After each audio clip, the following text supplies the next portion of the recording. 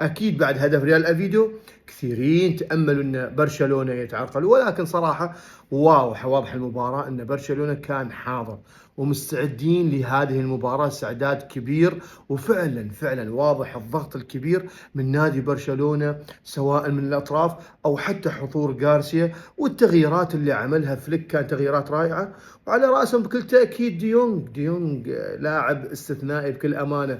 وهذا الموسم من بدايته ديونج يقدم يعني موسم رائع ومباريات جميلة جدا. راشفورد يعني حبة يدخل في المنظومة.